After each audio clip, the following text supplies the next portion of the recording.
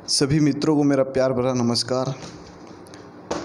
दोस्तों, आप सभी का डॉक्टर आईएएस चैनल में स्वागत है। और दोस्तों, आज हम हैं छठे अध्याय पर, हमारा अतीत, कक्षा 8 की। और दोस्तों, 5 अध्याय पहले पूरे हो चुके हैं और आज हम छठे अध्याय को, और ये लास्ट अध्याय है कक्षा 8 हमारा अतीत NCERT बुक का। तो दोस्तों, जो छठा अध्याय है उपनिवेशवाद और शहर, एक शाही राजधानी की कहानी। औपनिवेशिक शासन में शहरों का क्या हुआ। आप देख चुके हैं कि ब्रिटिश सत्ता की स्थापना के बाद गांवों का जीवन किस तरह बदल गया था। इसी समय शहरों में क्या हो रहा था, इसका जवाब इस बात पर निर्भर करता है कि हम किस तरह के कस्बे या शहर की चर्चा करते हैं। मदुरै जैसे मंदिर के शहरों का इतिहास, ढाका जैसे उत्पादन शहरों या सूरत जैसे बंदरगाह है, या एक साथ कई तरह के काम करने वाले कस्बों से बिल्कुल अलग मिलेगा। पश्चिम विश्व के ज़्यादातर भागों में आधुनिक शहर औद्योगिकरण के साथ आमने सामने आए थे। ब्रिटेन में लीड्स और मैनचेस्टर जैसे औद्योगिक शहर 19वीं सदी और 20वीं शताब्दी में तेज़ी से फैले, क्योंकि बहुत सारे लोग नौकरी, मकान और अन्य सुविधाओं की उम्मीद में इन शहरों की तरफ आ रहे थे। लेकिन 19वीं सदी में भारतीय शहर पश्चिमी यूरोप के शहरों की तरह तेज़ी से नहीं फैले। ऐसा क्यों हुआ? 18वीं सदी के आखिर में कलकत्ता, बम्बई और मद्रास का महत्व प्रेसिडेंसी शहरों के रूप में तेज़ी से बढ़ रहा था। ये शहर भारत में ब्रिटिश सत्ता के केंद्र बन गए थे। उसी समय बहुत सारे दूसरे शहर कमज़ोर पड़ते जा रहे थे। खास चीज़ों के उत्पादन वाले बहुत सारे शहर इसलिए पिछड़ने लगे क्योंकि वहाँ जो चीज़ें बनती थी उनकी मांग घट गई थी। जब व्यापार नए इलाकों में केंद्रित होने लगा तो पुराने व्यापारी केंद्र और बंदरगाह पहले वाली स्थिति में नहीं रहे। इसी प्रकार जब अंग्रेज़ों ने स्थानीय राजाओं को हरा दिया और शासन के नए केंद्र पैदा हुए तो क्षेत्रीय सत्ता के पुराने केंद्र भी ढह गए। इस प्रक्रिया को अक्सर विश्वहरीकरण कहा जाता है। मछलीपट्टनम, सूरत और श्रीरंगपट्टनम जैसे शहरों का 19वीं सदी में काफ़ी ज़्यादा विश्वहरीकरण हुआ, जिसको वैश्वीकरण कहते हैं। 20वीं शताब्दी की शुरुआत में केवल 11% लोग शहरों में रहते थे और ऐतिहासिक शाही शहर दिल्ली 19वीं सदी में एक तूल भरा छोटा सा कस्बा बनकर रह गया था। परंतु 1912 में ब्रिटिश भारत की राजधानी बनने के बाद इसमें दोबारा जान आ गई। 1912 में ब्रिटिश भारत की राजधानी के बाद इसे दोबारा जान आ गई। आइए दिल्ली की कहानी को देखकर समझे कि औपनिवेशिक शासन के दौरान यह क्या चल रहा था। नई दिल्ली से पहले और कितनी दिल्लियाँ थीं? आप दिल्ली को आधुनिक भारत की राजधानी के रूप में देखते हैं। क्या आपको मालूम है कि यह शहर 1000 साल से भी ज़्यादा समय तक राजधानी रह चुका है? इस दौरान इसमें छोटे मोटे अंतराल भी आते रहे। यमुना नदी के बाएं किनारे पर लगभग 60 वर्ग मील के छोटे से क्षेत्रफल में कम से कम 14 राजधानियां अलग अलग समय पर बसाई गई। आधुनिक नगर राज्य दिल्ली में घूमने पर इन सारी राजधानियों के अवशेष देखे जा सकते हैं। इनमें 12वीं से 17वीं शताब्दी के बीच बसाए गए राजधानी शहर सबसे महत्वपूर्ण थे। इन सारी राजधानियों में सबसे शानदार राजधानी शाहजहां ने बसाई थी। शाहजहानाबाद की स्थापना 1639 में शुरू हुई। इसके भीतर एक किला, महल और बगल में सटा शहर था। लाल पत्थर से बने लाल किले में महल परिसर बनाया गया था और इसके पश्चिम की ओर 14 दरवाज़ों वाला पुराना शहर था। चांदनी चौक और फैज बाज़ार की मुख्य सड़कें इतनी चौड़ी थी कि वहाँ से शाही यात्रा आसानी से निकल सकती थी। चांदनी चौक के बीचों बीच नहर थी। घने मोहल्लों और दर्जनों बाज़ारों से घिरी जामा मस्जिद भारत की सबसे विशाल और भव्य मस्जिदों में से एक है। उस समय पूरे शहर में इस मस्जिद से ऊंचा कोई स्थान नहीं था। शाहजहां के समय दिल्ली सूफी संस्कृति का भी एक अहम केंद्र हुआ करती थी। यहाँ कहीं दरगाह, खानकाह और ईदगाह थी। बड़े बड़े चौराहे, टेढ़ी मेढ़ी गलियाँ, खामोश कुलदे शेख और जलधाराओं पर दिल्ली वालों को नाज था।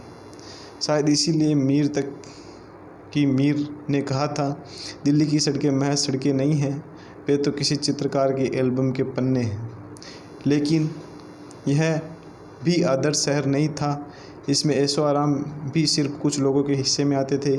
अमीर और गरीब के बीच फासला बहुत गहरा था। हवेलियों के बीच गरीबों के असंख्य कच्चे मकान होते थे।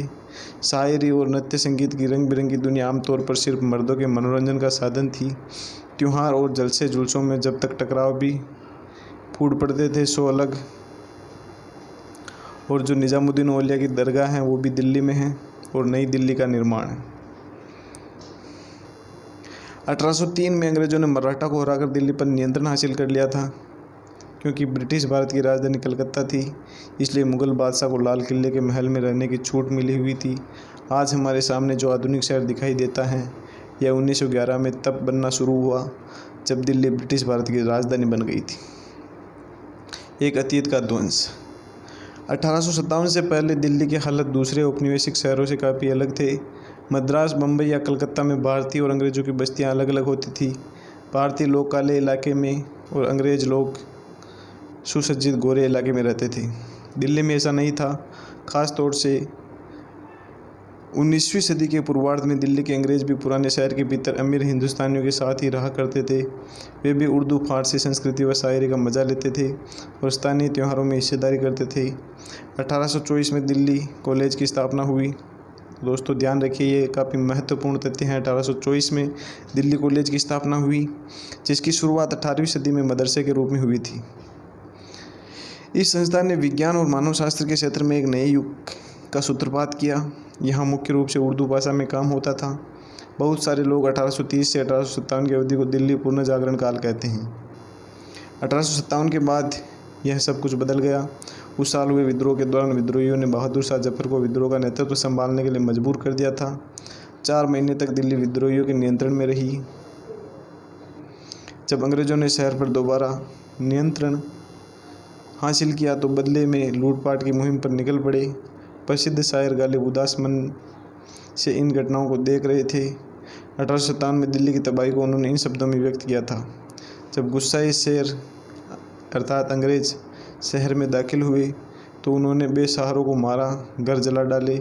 न जाने कितने औरतें, मर्द, आम और ख़ास 3 दरवाज़ों में दिल्ली से भाग खड़े हुए और उन्होंने छोटे छोटे समुदायों तथा शहर के बाहर मकबरे में पनाह ली। अगले बगावतों को रोकने के लिए अंग्रेज़ों ने बहादुर शाह जफर को देश से निकाल दिया। अंग्रेज़ों ने उन्हें बर्मा भेज दिया, उनका दरबार बंद कर दिया, कहीं महल गिरा दिए गए, बागों को बंद कर दिया गया और उनकी जगह अपने सैनिकों के लिए बैरकें बना दी। अंग्रेज़ दिल्ली के मुग़ल अतीत को पूरी तरह भुला देना चाहते थे। किले के इर्द गिर्द का सारा इलाका साफ कर दिया गया था। वहाँ के बाग, मैदान और मस्जिदें नष्ट कर दी गई। अंग्रेज़ आसपास के इलाकों को सुरक्षित करना चाहते थे। ख़ास तौर से मस्जिदों को नष्ट कर दिया गया या उन्हें अन्य कामों के लिए इस्तेमाल किया जाने लगा। मिसाल के तौर पर जिन्नत अल मस्जिद को एक बेकरी में तब्दील कर दिया गया था। जामा मस्जिद में 5 साल तक किसी को नमाज की इजाज़त नहीं मिली। शहर का 1/3 हिस्सा ढा दिया गया। नहरों को पाट कर समतल कर दिया गया। रेलवे की स्थापना करने और शहर को 4 दीवारी के बाहर फैलाने के लिए 1870 के दशक में शाहजहानाबाद की पश्चिमी दीवारों को तोड़ दिया गया। अब अंग्रेज़ उत्तर की तरफ विकसित हुए, विशाल सिविल लाइन्स इलाके में रहने लगे। अब वे पुराने शहर में भारतीयों के साथ नहीं रहते थे। दिल्ली कॉलेज को एक स्कूल बना दिया गया और 1877 में उसे बंद कर दिया गया। अब आगे बात करते हैं एक नई राजधानी की योजना। अंग्रेज़ों को दिल्ली के सांकेतिक महत्व का अच्छी तरह पता था, लिहाजा 1857 की बगावत के बाद उन्होंने यहाँ बहुत सारे शानदार आयोजन किए। 1877 में वाइसराय लिटन ने रानी विक्टोरिया को भारत की मलिका घोषित करने के लिए एक दरबार का आयोजन किया। वैसे तो ब्रिटिश भारत की राजधानी अभी भी कलकत्ता ही थी, लेकिन इस विशाल दरबार का आयोजन दिल्ली में किया गया। इसकी क्या वजह रही होगी? विद्रोह के दौरान अंग्रेज़ों ने समझ लिया था कि लोगों की नज़र में मुग़ल बादशाह का महत्व अभी भी बना हुआ है और वे उसे ही अपना मुखिया मानते थे।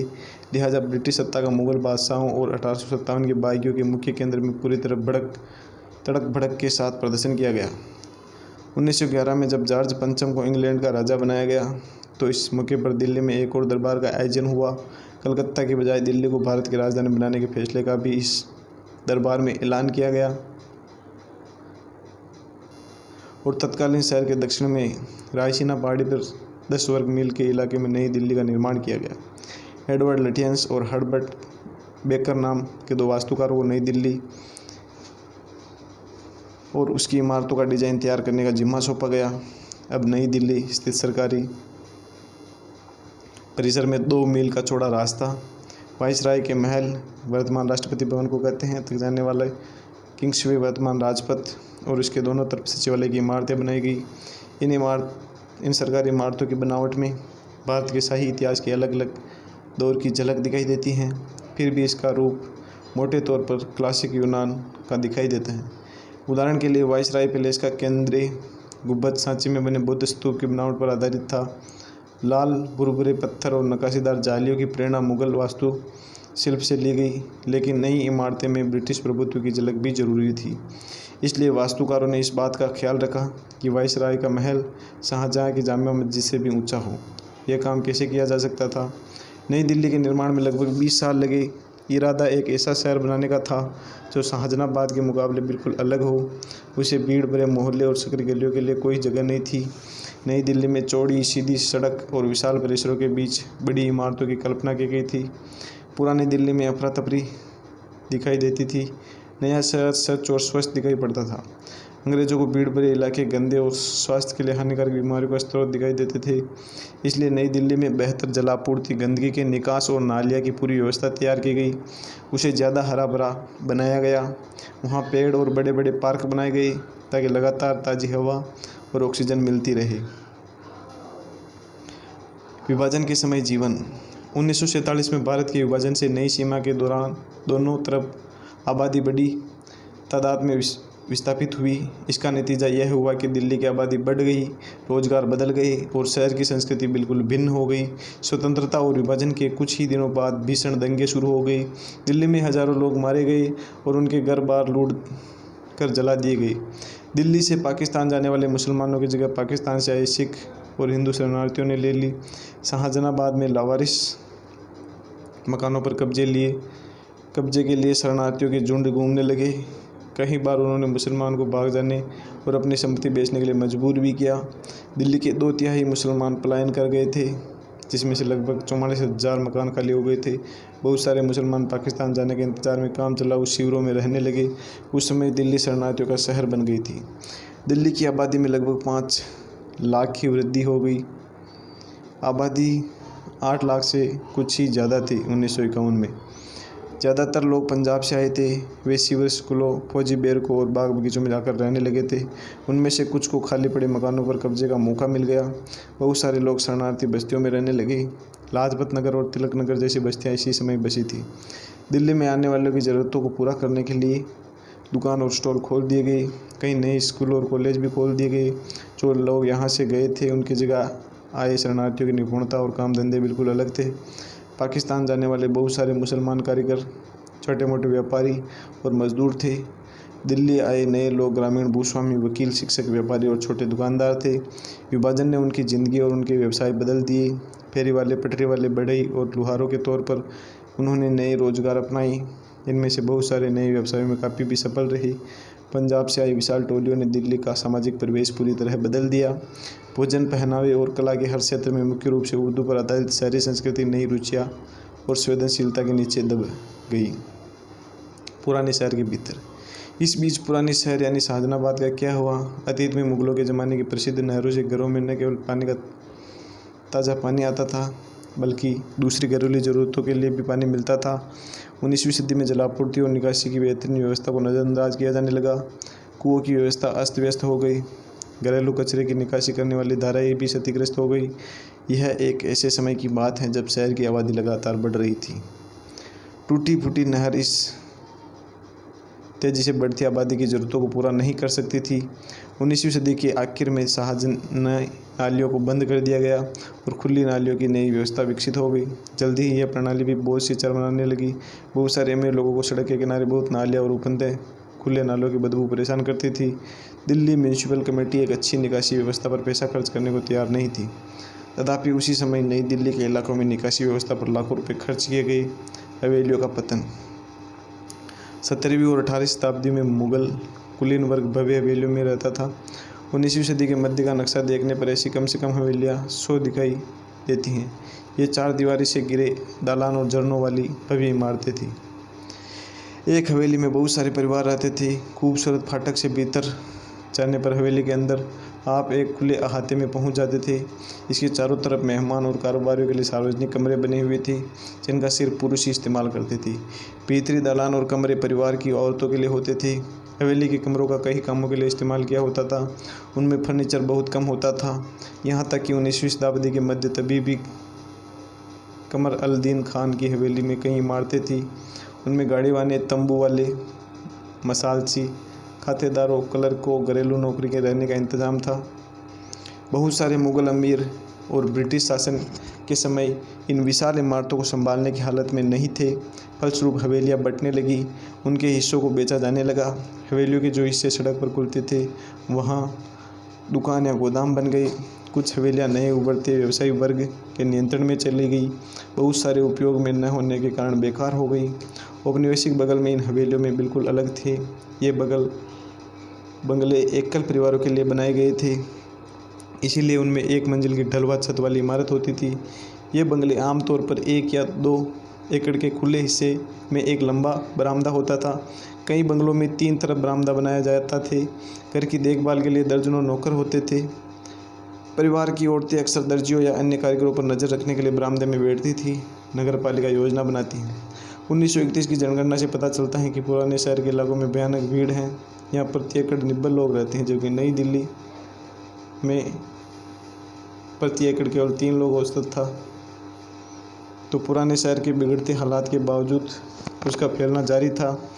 पुराने शहर के निवासियों के लिए रॉबर्ट क्लार्क ने 1888 में लाहौर गेट शुद्ध योजना के नाम से एक विस्तार योजना तैयार की। इसके पीछे सोच ये थी कि यहाँ के निवासियों को पुराने शहर से अलग एक नए तरफ के चौराहा बाजार की तरफ ढकेला जाए। इस चौराहे पर चारों तरफ दुकानों की कल्पना की गई। इस पूर्ण विकास में सड़कों के लिए जाल वाली संरचना तय की गई। सभी सड़कों की चौड़ाई, आकार और स्वरूप एक जैसा था। मोहल्लों के निर्माण के लिए ज़मीन को एक जैसे टुकड़ों में बांट दिया गया। इस नए स्थान को क्लार्कगंज का नाम दिया गया। यह कभी पूरा नहीं हो पाया और उसने पुराने शहर को भीड़ से आज़ाद कराने में कोई मदद नहीं की। यहाँ तक कि 1912 में भी इस नए स्थान पर जलापूर्ति और निकासी की व्यवस्था बहुत खराब थी। दिल्ली सुधार ट्रस्ट का गठन 1936 में किया गया। इस योजना के तहत संपन्न लोगों के लिए दरियागंज, दक्षिण जैसे इलाके बनाए गए। यहाँ पार्कों के इर्द गिर्द रिहायशी मकान थे। मकानों के भीतर निजता की नई सोच के हिसाब से जगह बटी हुई थी। बहुत सारे परिवार या समूह साझा जगह पर नहीं रहते थे, बल्कि मकान के भीतर एक ही परिवार के विभिन्न सदस्यों की अलग अलग जगह होने लगी थी। दक्षिण अफ्रीका में हर्बर्ट बेकर, ये कुछ इमारतें हैं जो अपने को चित्र में दिख रही हैं। तो दोस्तों, इसी के साथ अपना